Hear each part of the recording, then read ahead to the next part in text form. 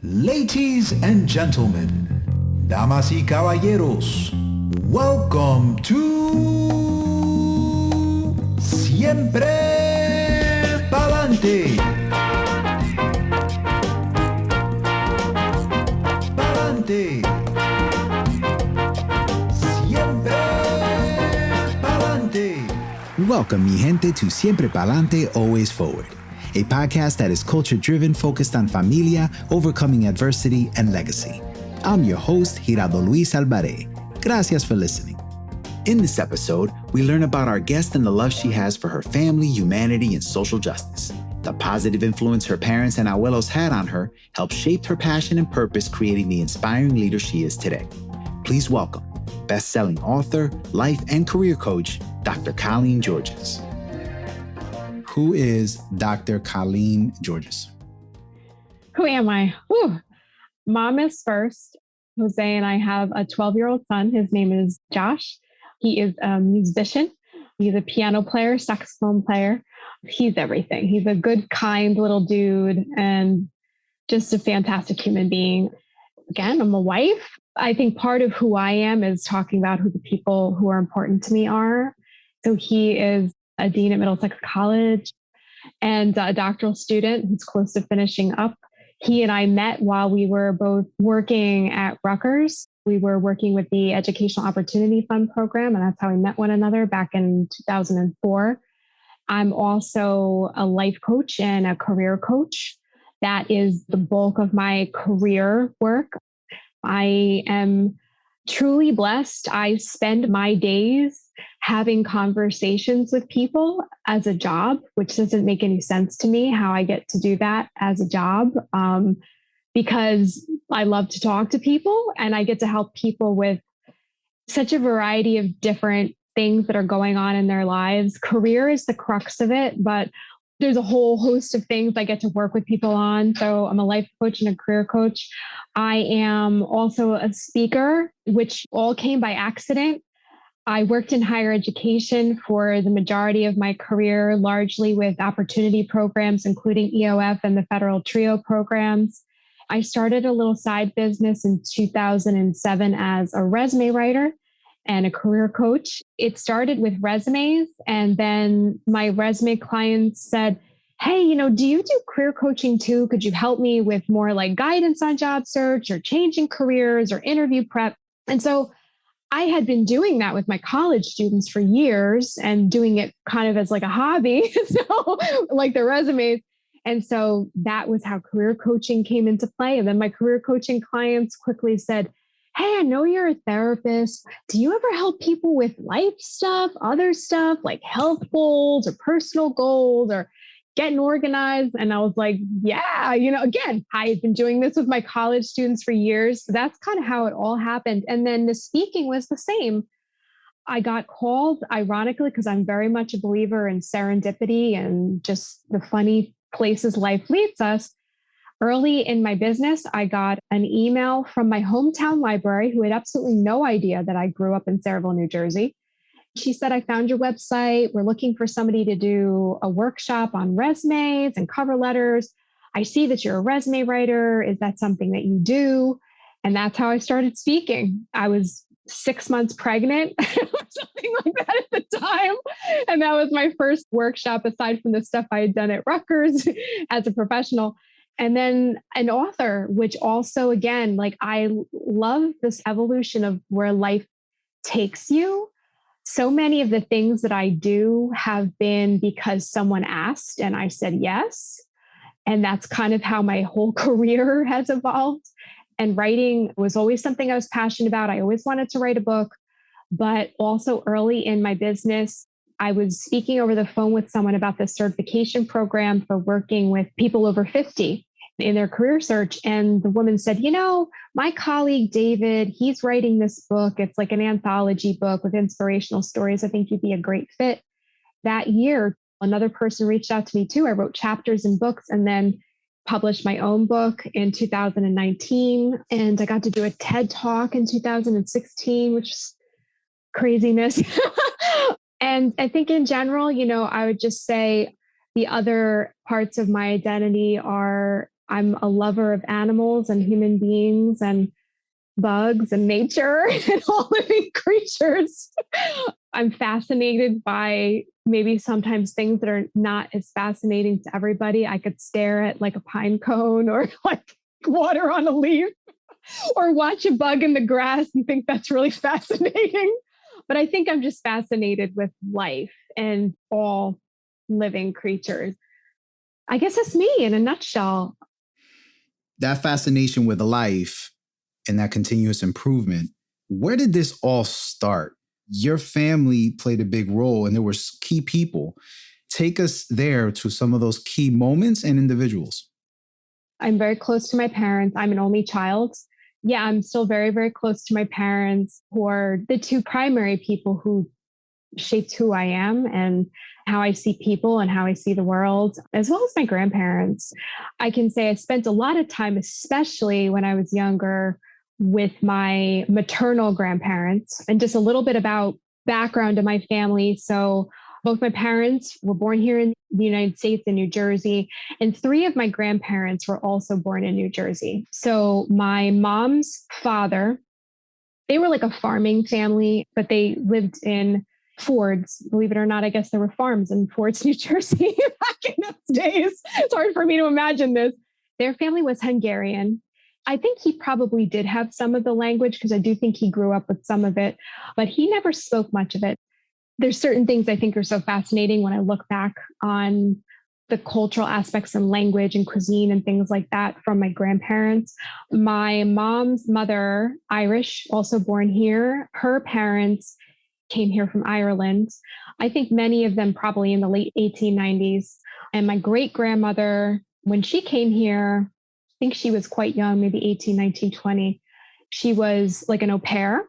My great grandfather had been, I think they called it a barrister, but I think it's like a lawyer, but that didn't translate as it often doesn't. We know how that works when people come from another country and the United States robs you of your education and career. So he did different work here, I think, in business. My father's family, his mother, my grandmother on my dad's side, her mom was from Ireland. And so my great grandmother on that side, and her father was from Germany. But again, my grandmother was born here.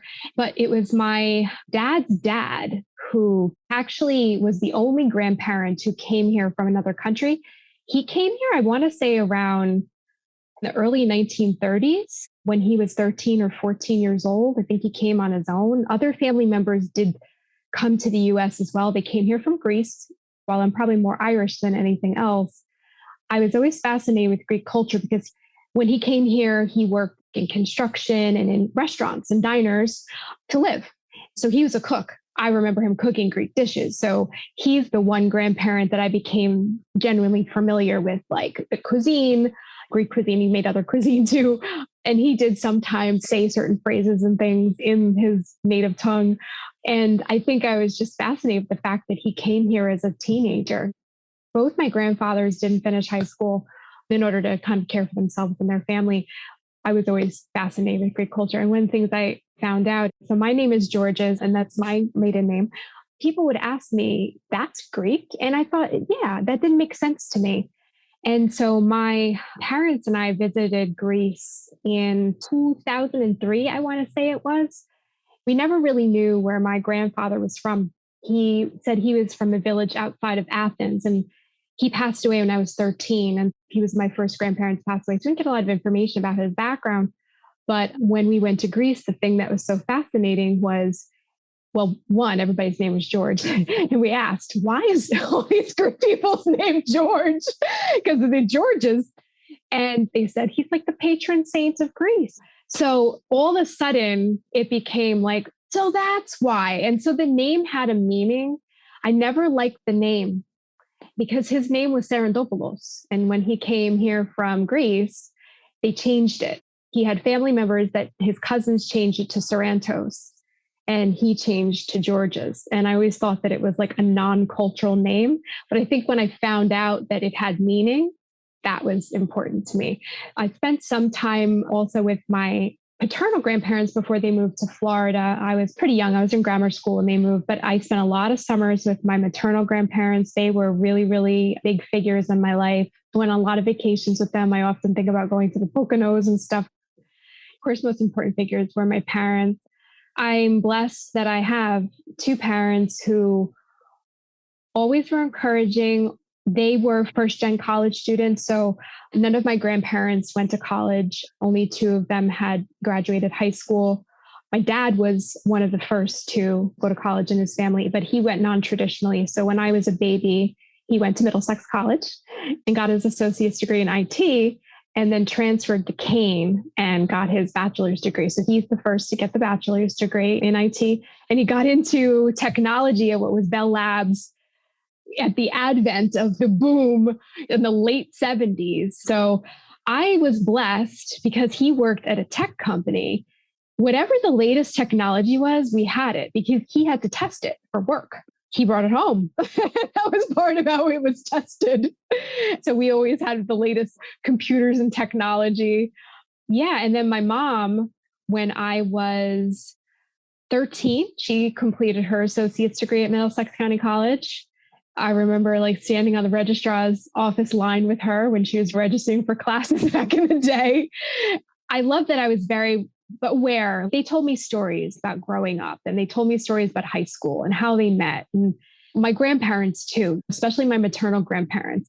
My maternal grandmother, I loved hearing all her stories about how she met my grandfather and how she was dating this other guy, but she met him like he was working at the movie theater. And I love their stories. And to this day, it's like I remember all the guys' names. I think they also taught me to be people who love other people, who are genuinely good human beings, not for nothing, but democratic household. And I think I always had an understanding of the importance of social justice through conversations and things that were going on. And when I would bring something home that was going on the news or in life, I felt like both of my parents always really had deep discussions with me from the time I was very young, didn't treat me like I was a child, had very intelligent conversations with me, but that they shaped my understanding of the world and who I wanted to be. And from as far back as I can remember, I've always known that on some level, I'd probably do something with people in my career to help people. When I said that my parents taught me a sense of social justice in the 80s, that's not a term I remember anybody talking about. I don't know how long people have been saying that particular phrase. So it wasn't because they were talking the term social justice. It was about what was happening in the news, or whether it was interracial relationships in a movie, whether it was an experience that I had. I remember being in a dance class and my mother being very angry. She's much more of a fighter than I am. Sweetest woman ever, but she don't take no crap. I remember even in a dance class, this was probably like the early 80s, there was a girl in my class that was biracial, and some of the other white women were talking crap. And my mother got all up in there, and that's what I remember. My mother did that all the time, whether we were talking about sexuality or race or language, whatever it was, immigration. My mother was always someone who, when there was a lesson, I learned it, and I learned it right, because my mother was always one that was never going to let you downgrade anybody in front of her. What were some instances where you had to pull from these key things you got from your upbringing? I teach a social justice course for the last 11 years. And I went into working with opportunity program. When I had the heart to heart with her at one point about why I chose to do the things I did, she had no idea that there were all these key moments that she was teaching me something, who I wanted to be. I remember she teared up or just straight cried. But one of the first moments that I remember, and because of her attitude, that was where I developed my own pride in being who you are, and don't let anybody that sees the ignorance or stupidity change that. In summer camp, my mom worked at the YMCA. I had this best friend that I would see every summer. I was always excited to see him. I wouldn't see him during the year. I don't even know what town he lived in, but I'd only see him in the summer, and I'd spend the whole summer hanging out with him every summer, like summer after summer for many, many years. a couple of summers in, I was little, somebody who worked there said something. He was Black. We were holding hands. And this woman said something about that. It wasn't nice. Again, there goes mom. She goes off. It's talking about, why does that matter?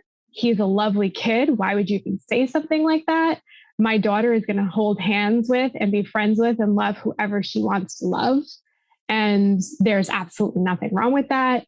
I remember having like a sense of pride and just being who you are, and people are people.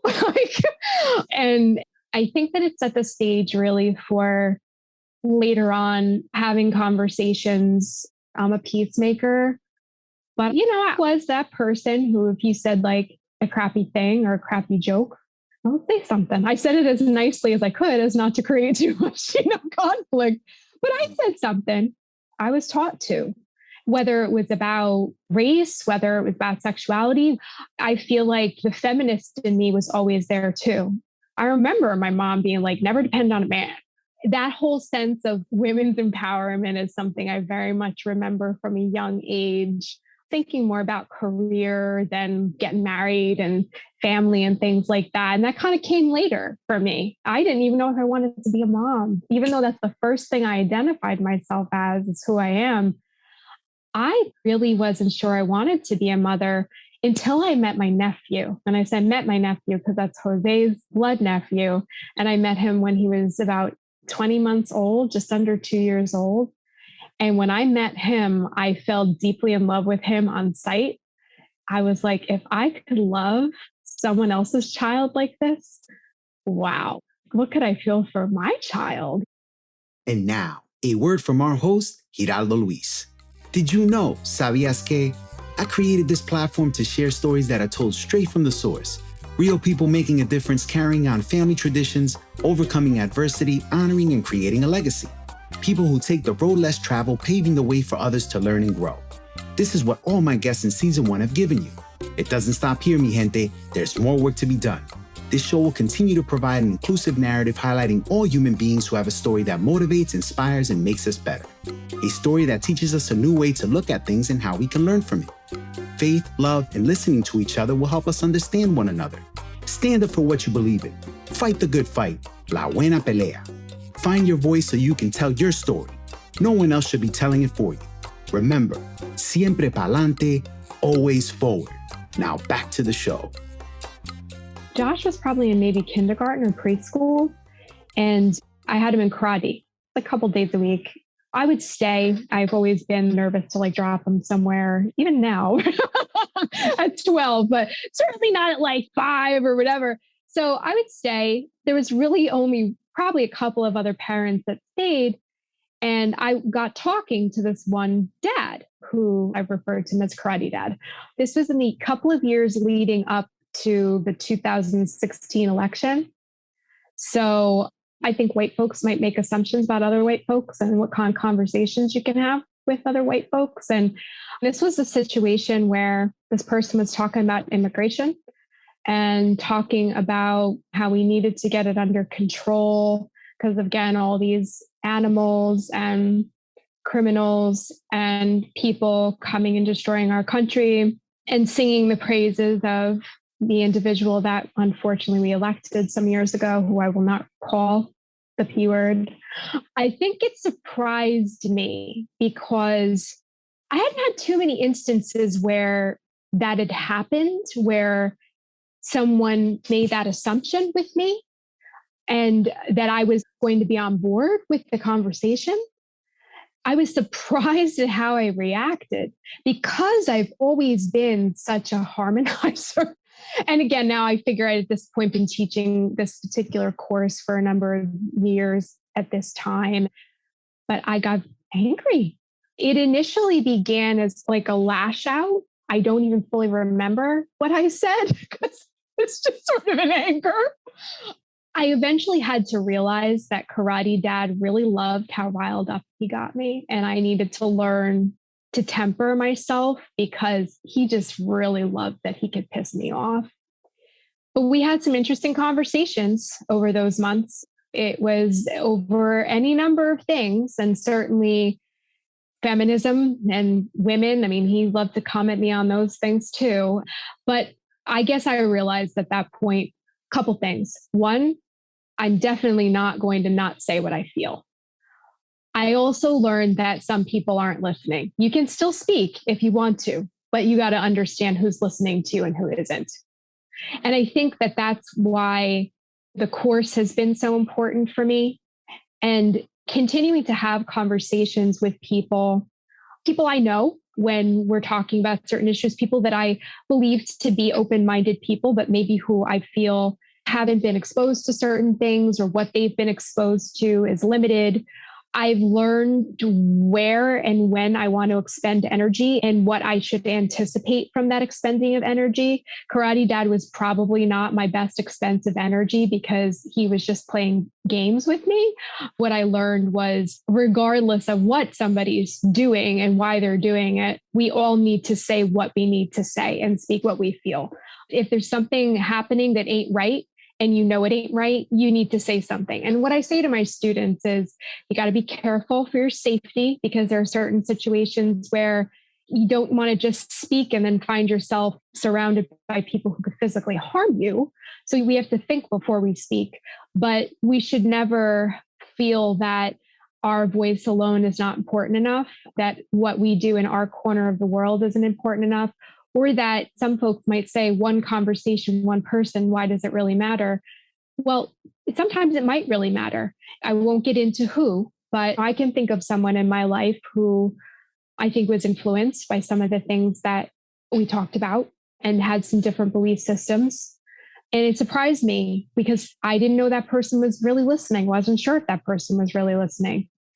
It was emotional for me when I realized they were listening and that it actually shifted their perspective on some things. So I always believe, like I learned from my mom, you can't just let crap go on around you and not do nothing about it. You pointed out some key things here. The listening piece, which we don't do enough as human beings. You understand who's listening and who's not listening, but it's also your energy. I'm sure there's not too many more conversations with a Karate Dad, right? Josh discontinued karate. I won't get into that story, but no. But I'll tell you, I had a client one time who did continue to work with me because I thought, well, if you don't want to work with me anymore, that's fine. I didn't say that. But over the telephone in a conversation, started to talk crap about his Latino colleagues. I was kind of holding my breath for a moment because I had that moment where I was like, all right, this person's a client. And it was like, what am I supposed to do right now? And then I was like, you know what, girl, you just need to say what you need to say. What will be, will be. He's mad. Then you don't work with him no more. Whatever. I was like, that's not a cool thing that you're saying. I understand that you may have some feelings about your colleagues and some things that they're doing, but it doesn't have anything to do with the fact that they're Latino. That's really not relevant to why you're angry with them. I understand that you're angry with them, but it's not relevant. And then he apologized. He actually apologized. Like I say to my students, there's going to be plenty of moments in our lives where we're scared and we don't make that choice. I've certainly had plenty of them where you don't know what to say, or you don't want to be the person to rock the boat or be the problem or be the pain in the butt or the party pooper or whatever. But you hope that with every stage of your life that we have less and less of those moments, and that we trust that if you're feeling it and you feel safe, that all you've got to lose is maybe that somebody's bothered by you or don't want to talk to you no more or says something nasty to you.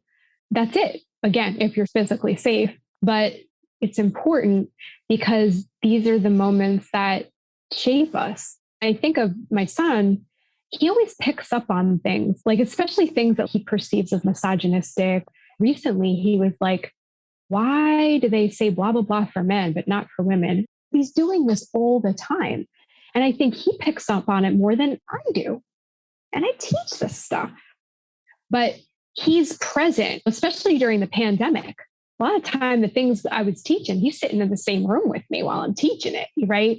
He's listening to his father in meetings about diversity, equity, and inclusion. He's listening to his father talk about his dissertation about creating a culturally inclusive environment on college campuses. I know he is picking up these things, but sometimes it's mind-blowing to me how he voices things and what he perceives in music, in television, in regular life, that he picks up on things that sometimes we don't even notice. So what are some of the things that you do to pay it forward to ensure there's a positive narrative? I feel very blessed. I live in a state of gratitude at all times. I think with that, there's a responsibility to try to do as much good as you can, where you can. We grow up with this idea that your identity is your work, that who you are is what you do. It's the first thing we ask people. You start dating somebody and they say, what does he do? What does she do? People ask you from the time you're very young, what do you want to be when you grow up? They don't mean what kind of human being you want to be. They mean, what job do you want to do? So I'm often talking with people who have selected something to do that doesn't make them very happy, that doesn't feel meaningful to them, that maybe is making them miserable, that maybe is in a work culture that's really unpleasant or even toxic, that doesn't recognize them and their contributions. And then in part, maybe they're staying largely for a paycheck, which of course is, we got to pay the bills. And I'm not Pollyanna. I understand that you can't just walk away from something. You got to mix passion, purpose, and practicality. I don't believe in just abandoning it all. I mean, let's make sure that we can take care of ourselves and our families and things like that. But there is a place where they merge. It does look different for different people. It doesn't mean the same thing for everybody. It doesn't mean that every person needs to be a therapist or work for a nonprofit and be a philanthropist. You could do that as an accountant in marketing. You can do that in sales. You can live a purpose and do something you're passionate about that pays you well and is practical, but feels meaningful to you in any number of spaces, in any number of organizations, right, and roles. But for me, part of what I want to be able to do is, because I feel fortunate, I want to be able to help other people find that place where they're doing something that pays the bills, but feels important and meaningful to them, that they're doing work or working for an organization with a mission that matters to them, that they can stand behind, and that they're caring for themselves, and that they're not letting work be their only sense of identity, that they are treating the other aspects of who they are as important. I'm definitely a recovering workaholic. And I say recovering because it's easy to slip back into those habits. But I think it's important for us to nurture the other aspects of who we are, relationships with our family, our friends, and just things that are enjoyable to you, your intellectual development, your passion projects, whatever that may be, your health and well-being. And so I think in that way, that's really important to me. And then certainly with organization work, when I get to do speaking engagements, to try to have people appreciate each other more in the workplace from all angles, from the top down and sideways, how we manage conflicts in the workplace and how we learn to discuss things, but not let them brood and continue to poison us. In my teaching work, that's something that's so important to me to every semester have at least like 25 women who have each of them different gifts and passions and things that feel meaningful to them. We're talking about so many issues in this course. Each of them will go out there and do something about it. That doesn't mean that they're all going to be working for the UN or that they're all going to be an immigration lawyer, but it might mean that they have important conversations with people in their lives that they were afraid to have before because they didn't know how that person was going to react, or they didn't want to rock the boat, but that they understand that those little moments are just as important as the big moments. And sometimes they're even more important. And the practice ground a lot of the time. That means a lot to me. During the 4 years from 2016 to 2020, sometimes that was really what got me through. I would think there's 25 women in this class, Colleen, and they're all going to go out there and they're going to do something. And this is not going to last forever. And this is the next generation. And this is temporary. And during this pandemic, unfortunately, we haven't been able to because the local food pantry that we volunteered with is still kind of on hiatus. But, when Josh was 5, he said to me, we were driving down 287. He looked out the window And he said, Mommy, God made us such a beautiful world. Why do people throw litter all over it? I was like stunned. And I thought, I gotta find a way so that we can do a cleanup or something. So I started investigating. I saw that we had a local community cleanup in town, but that it had just passed. It had happened in April and this was May. So I was like, you know what, though? We should start volunteering somewhere. I said, let me see who lets 5-year-olds volunteer. And it was impossible to find this. But then I did. Our local food pantry in Highland Park.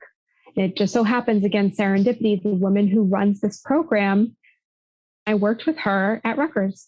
I reached out to her and Josh and I started volunteering there when he was 5. A lot of folks would say things like, so nice that he does this. And he probably doesn't understand really what we do here. And I said, I think he does. I said, Josh, why do we come here? He said something like, well, before we started to come here, Mommy showed me a documentary, American Winter. Mommy showed me a documentary about these people who had money and then they lost their jobs and they didn't have money anymore. And they had to go to places like food pantries.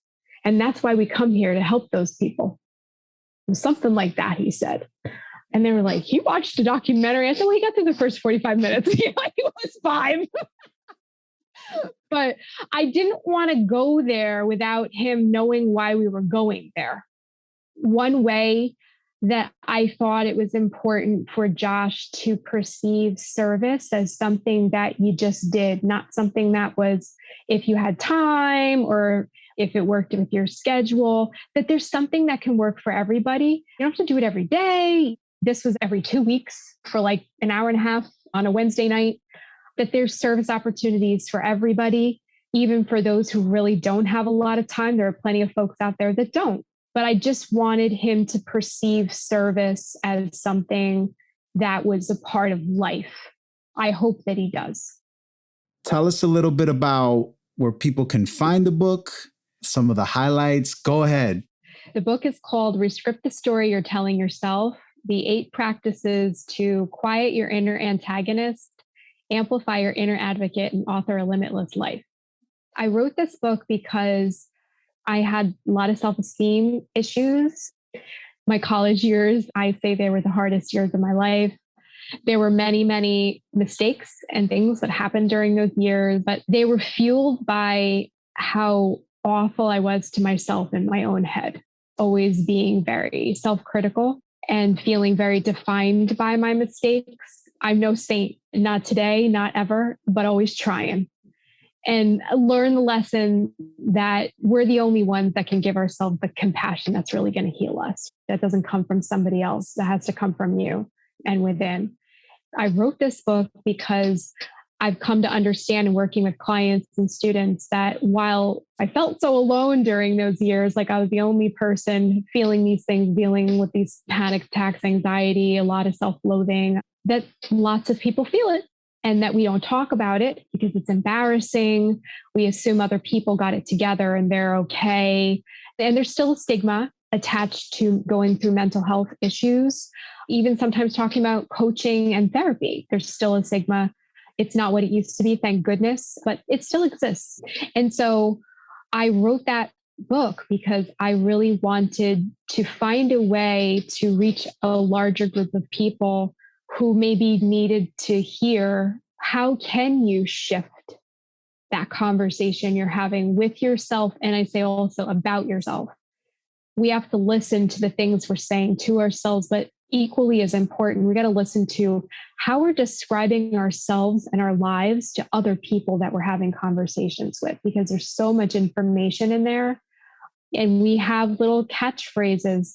I was just speaking with a client the other day, and she's always wanted to start a business. And I said, okay, let's start working on your About Me page. She started out literally with, although I am not. And then the rest of it was great. But it started out with, although I am not. Those are the things that I want people to listen to. What's your although I am not? We've all got them. We've got a bunch of them. The things we say to ourselves and others about ourselves that keep us stuck wherever we are in a place maybe we don't want to be, or that make us feel tortured, that make us feel crappy, that make us feel like we're not good enough for whatever, the job we want, the relationship we want, the anything we want, and that we don't deserve it, or we can't do it, we're not capable of it. And so RESCRIPT is an acronym for release rumination, engage your growth goals, seek your strengths, RESC, challenge catastrophizing, restrict regret, invite imperfection, pursue passion and purpose, and think thankfully. And so it's those 8 practices in detail in each chapter to change the conversation so that you can really go after everything that you want for yourself in every area of your life. Gracias, Dr. Colleen, for sharing your story. Your love for humanity and social justice is what we need now. The impact you are making is preparing each generation to make this world a better place. To all my listeners, don't forget to subscribe, rate 5 stars, like, and review the show. You can find us via Anchor.fm, Apple Podcasts, Spotify, or wherever you listen to your podcast. Check the show description for more info on where you can find Dr. Colleen via social media. That's a wrap, mi gente. Season 1 of Siempre Pa'lante, Always Forward is officially in the books. What started as an idea fueled by passion has turned into so much more. Every listen, like, review, and post has helped contribute to the show's success. We have traveled around the world thanks to our listeners from the US, Puerto Rico, Peru, España, Brazil, Mexico, Belgium, Canada, Norway, Japan, United Kingdom, and Germany. To all my guests, thank you for believing in me and taking time out to share your story. You have inspired me and countless listeners along the way. Gracias, Justin, for capturing my vision for the logo and making it a reality honoring mi papá. Santiago for working your magic on the sound and production. Steve and Michael for always making time to provide guidance and support. Madeline for bringing fresh ideas and creativity to the show. To all the new friends I've made along the way that I've collaborated with or will be in the future, let's keep inspiring the masses. To my little coffee bean Ariana May and my loving wife Andrea, you are why I continue to make the impossible possible. Familia de Sangre Espiritual, you stand by me no matter what. Tati Sandy for being the best role models I could ever have. The Rivera brothers for making me the most proud uncle in the world. Can't forget Padrino, the Primos, Tias, Tios, Navas, and Aranda crew. None of this would be possible if a young couple never left Cuba more than 50 years ago for the American dream. Gracias, Mami Papi. Los quiero mucho. Hasta la próxima. See you in season 2. Pa'lante.